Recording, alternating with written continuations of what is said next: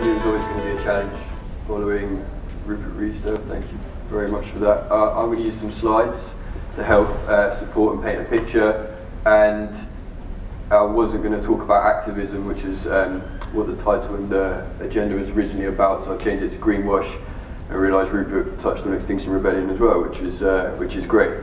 So I had a little play with this title because EcoProd have brought out an amazing greenwash guide, which you should all download and read, which talks about how to build a sustainable bathroom.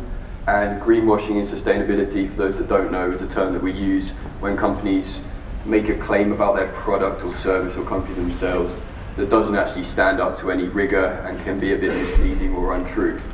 And at the Planet Mark, we try and help companies completely avoid that by helping them measure and independently verify their impacts, build a really impactful, engaging program to empower their staff, and help them communicate sustainability in a really meaningful way. But I'll start with a couple of big picture things. So 2017, Blue Planet 2 came out, and the final episode highlighted the issue is single-use plastics, or plastics in general, in our oceans. And I think it's the first time in modern society where we've seen really, really great societal engagement, and it was all down to like a really strong piece of media. We've all seen this image before, Southeast Asian country build up of plastics in the oceans.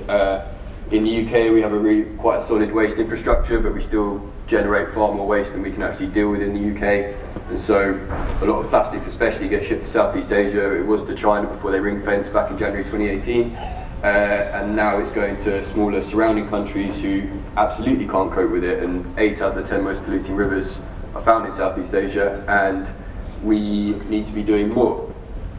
But what was amazing was the reaction we saw to this issue and the societal reaction and the programs that came out as a result. I work for a supplier who was working with Sky, who you can see the big blue plastic whale there by Bywaters. That's part of the Sky Ocean Rescue campaign, and they've committed to eliminating single-use plastics from their supply chain by 2020, which is actually a really, really challenging thing because most suppliers have never ever been asked that question before.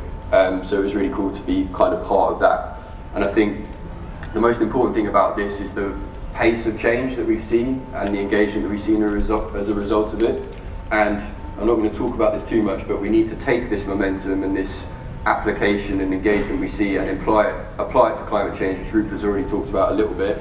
I did geography as an undergraduate, so I love a graph that shows kind of temperature over long time periods. And I've got this mic on so I can talk about it, but very quickly. That should say 20,000, so that's a typo. So 20,000 years ago, we were coming out of an ice age, so everything was 4 degrees colder than it is today. And then 10,000 years ago, the temperature stabilised, and we entered the Holocene, which was the start of agriculture. So we were able to grow the food and feed ourselves and developed into the society we are today as a result of a stable climate. 150 years ago, we started emitting low carbon into the atmosphere as a result of the Industrial Revolution, and we have seen a 1 degrees rise in temperature. And a great example to show that climate change is happening now is the 2 games that were cancelled in the Rugby World Cup over the weekend due to the massive typhoon that took place, which was more powerful, the most powerful in the last 4 years, and was more powerful because the oceans were hotter, which was a result of the warming climate. We're on a path for 4 degrees C. We need to keep it to at least 2, probably 1.5. Challenges to face. The good thing is the power's in our hands. We've got 11 years, according to the IPCC, to really change and transition to a low carbon society, which is really cool. And there's loads of amazing stuff going on already, and we need to keep that momentum up.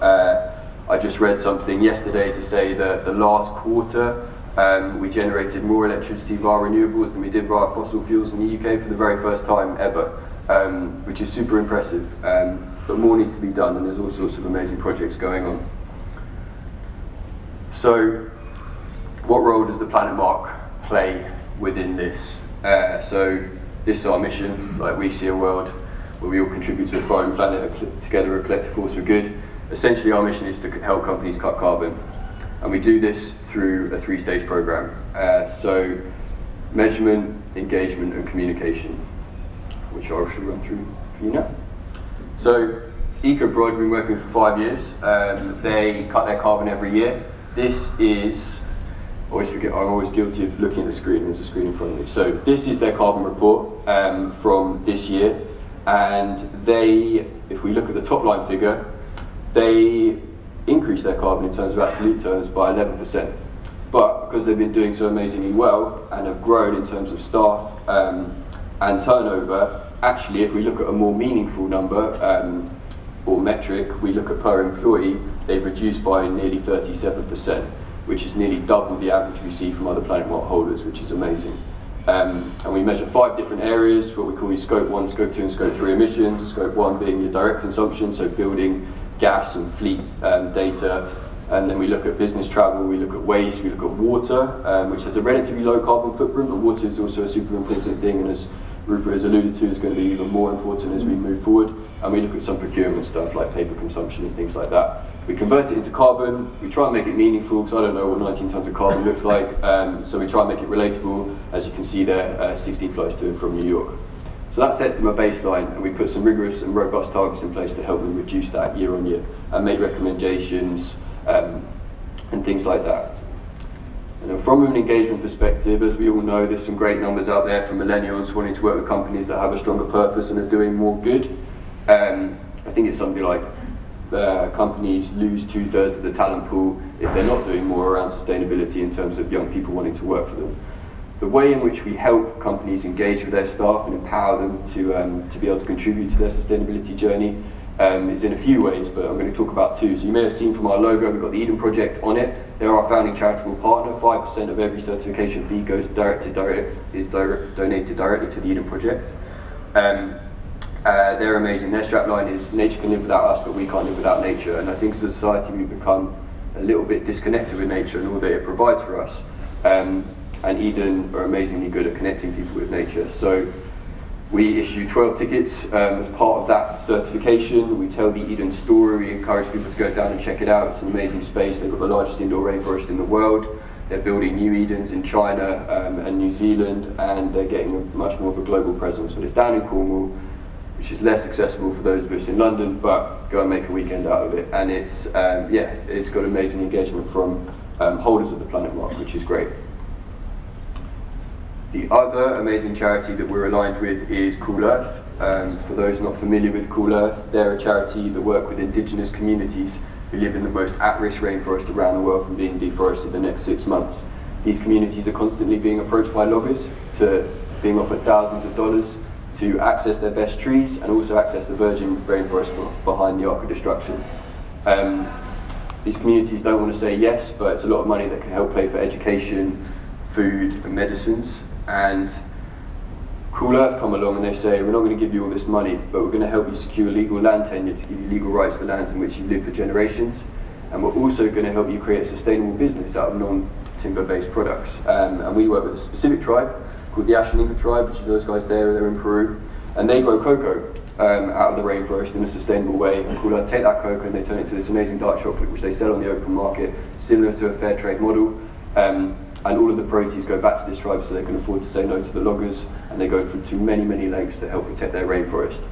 And Cool Earth, through this approach, they've managed to lock in and protect more rainforest than any other NGO combined on the ground. They started in Peru, but they're now in Bolivia, the Congo, Papua New Guinea, and they just started working in southern Thailand. Long story short, we protect an acre of rainforest in every Planet Mark holder's behalf, and we provide the certification and we tell the story associated with that for them to create engagement internally with their staff. It's an amazing charity. I have some chocolate with me if anyone wants it. First come, first serve. We also run a whole load of Kickstarter workshops and stuff like that, and create sustainability champions programs as well to help generate that engagement. From a communication perspective, I think lots and lots of companies are amazingly good at doing sustainability related things, especially facilities management teams and stuff like that. But telling that story and shouting about it can often be challenging. And I think ESG and sustainability reports that companies produce year on year, I don't read them, I don't know who does. So how do you tell that story in a really meaningful and powerful way? One way is the way that we help Ecoprod, for example, tell their sustainability story. They already have an amazing sustainable product anyway. They're in their 5th year of certification. which means cutting 36% of their carbon per employee even more impressive because they've addressed the low-hanging fruit. We issue you a certificate which we ask you to put in the public space to generate transparency, and we also issue you a whole load of infographics as well as the Planet Mark logo itself to help communicate sustainability at a glance. We've also aligned ourselves with 7 sustainable development goals. I won't dive into what the goals are, but effectively they're these amazing 17 areas that we need to focus on in order to develop sustainably as a society from now until 2030.